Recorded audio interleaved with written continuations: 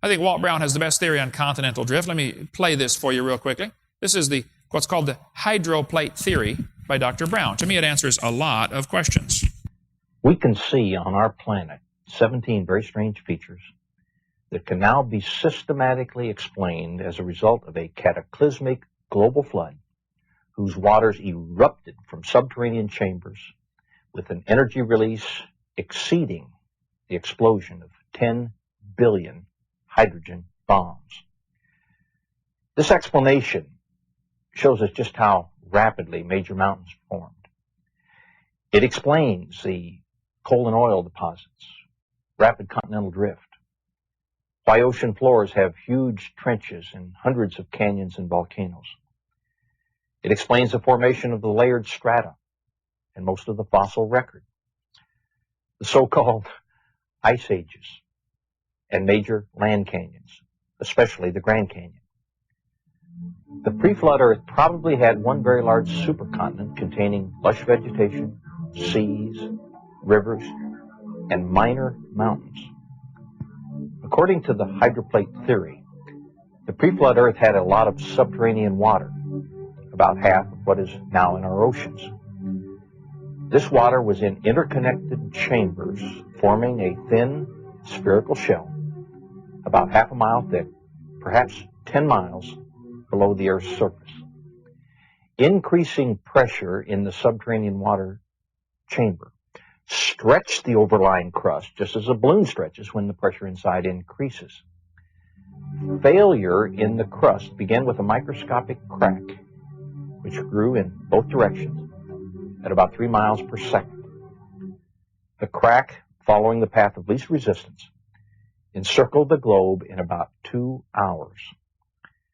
As the crack raced around the Earth, the overlying crust opened up like a rip in a tightly stretched cloth.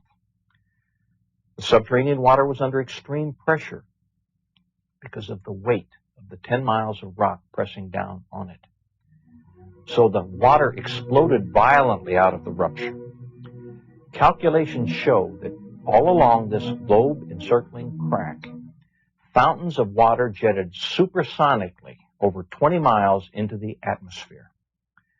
The spray from this enormous fountain produced torrential rains such as the Earth has never experienced before or after.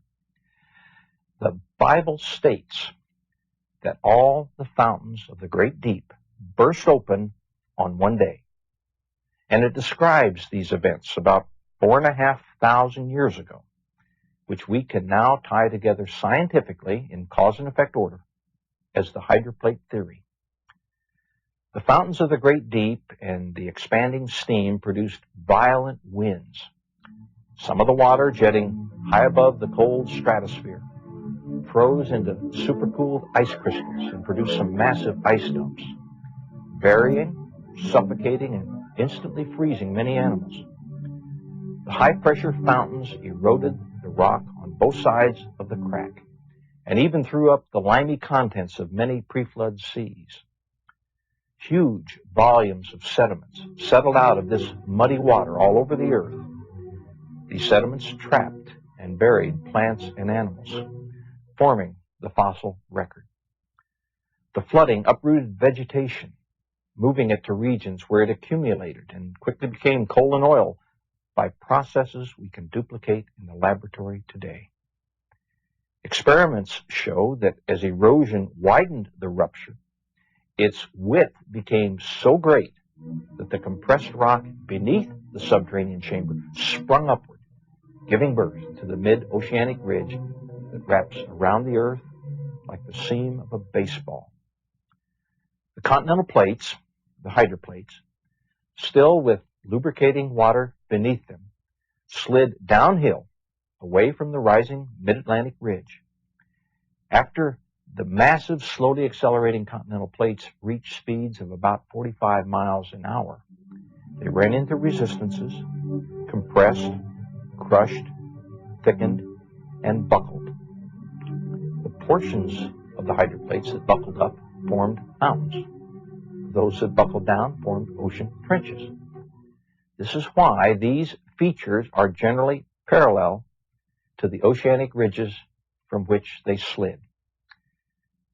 The hydroplates, in sliding away from the oceanic ridges, opened up very deep ocean basins into which the floodwaters retreated.